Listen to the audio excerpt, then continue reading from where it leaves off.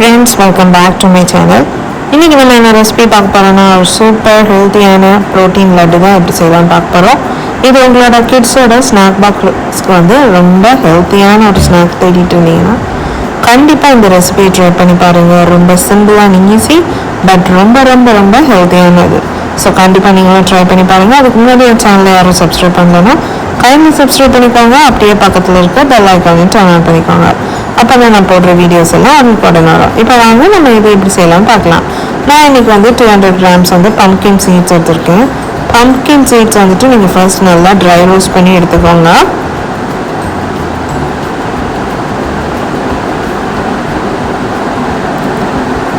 Next வந்து பாதாம் எடுத்திருக்கேன். ஒரு 150 grams ஆஃப் பாதாம் எடுத்திருக்கேன். அதையுமே நீங்கள் நல்லா ரோஸ்ட் பண்ணி எடுத்துக்கோங்க.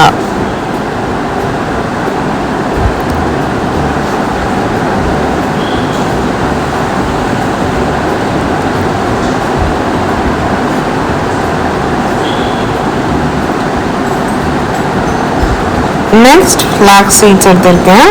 இந்த ஃப்ளாக்ஸ் சீட்ஸ் வந்து ஒரு 100 grams எடுத்துக்கோங்க.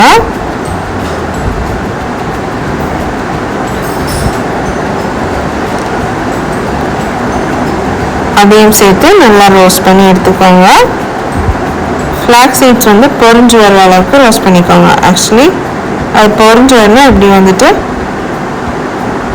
தெரிக்கும். ஸோ இந்த ஸ்டேஜில் வந்துட்டு நீங்கள் ஃப்ளாக்ஸ் சீட்ஸ் எடுத்துக்கோங்க. அப்புறமா ஒரு 100 grams வந்து எள் எடுத்துக்கோங்க. கருப்பு எள் எடுத்துக்கோங்க. அதையும் நல்லா வறுத்து எடுத்துக்கோங்க. அதே தான் சேம் இதுவும் வந்து நல்லா பொரிஞ்சு வர ஸ்டேஜில் வந்துட்டு எடுத்து வச்சுக்கோங்க.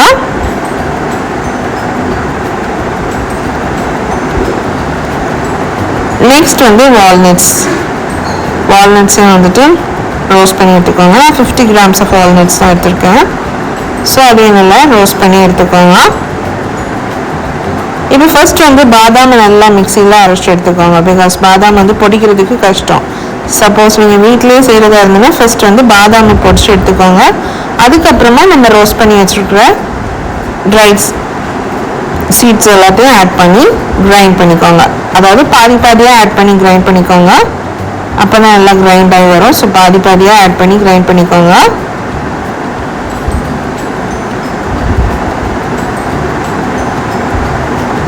நெக்ஸ்ட் வந்து இது கூடவே வந்து கொஞ்சமாக ஒரு 100 grams வந்துட்டு கடலை ஆட் பண்ணிக்கோங்க. நிலக்கடலை, அதுவுமே ரோஸ்ட் பண்ணது தான். அது கூடவே நம்ம வால்நட்ஸும் ஆட் பண்ணிக்கோங்க. ஆட் பண்ணி எல்லாத்தையும் நல்லா கிரைண்ட் பண்ணி எடுத்துக்கோங்க. இப்போ கிரைண்ட் பண்ண மிக்சரில் வந்து கொஞ்சமாக எடுத்துட்டு அது கூட வந்து டேட்ஸ் ஆட் பண்ணிக்கோங்க. ஒரு 15 to 20 டேட்ஸ் ஆட் பண்ணிக்கோங்க. ஸ்வீட்னஸ் கொஞ்சம் கம்மியாக வேணும்னா கம்மியாக ஆட் பண்ணிக்கோங்க. அது கூடவே ட்ரைட் ரேசன்ஸ் ஆட் பண்ணியிருக்கேன். பிளாக் ரேசன்ஸ் அதுவுமே 100 grams ஆட் பண்ணிக்கோங்க.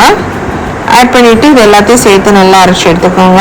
இது கூட நான் கிரான்பெரி அண்ட் ப்ளூபெரி ஆட் பண்ணியிருக்கேன். அது வந்து ஆப்ஷனல் தான். வேணும்னா அதை ஆட் பண்ணி இதை மாதிரி நல்லா டைட்டாக வந்து லட்டு பிடிச்சிக்கோங்க. இது கூட நம்ம கீ ஆட் பண்ணோன்னு இல்லை, இந்த மாதிரி நல்லா டைட்டாக லட்டு பிடிச்சி வச்சுக்கோங்க. இது நீங்கள் வந்துட்டு ஃப்ரிட்ஜில் ஒரு 15 days வந்துட்டு ஸ்டோர் பண்ணி யூஸ் பண்ணலாம். ஸோ கண்டிப்பாக இந்த ரெசிபி ட்ரை பண்ணி பாருங்கள். என் வீடியோஸ் பிடிச்சிருந்துச்சுன்னா மறக்காமல் என் சேனலை சப்ஸ்கிரைப் பண்ணுங்கள், லைக் பண்ணுங்கள், ஷேர் பண்ணுங்கள்.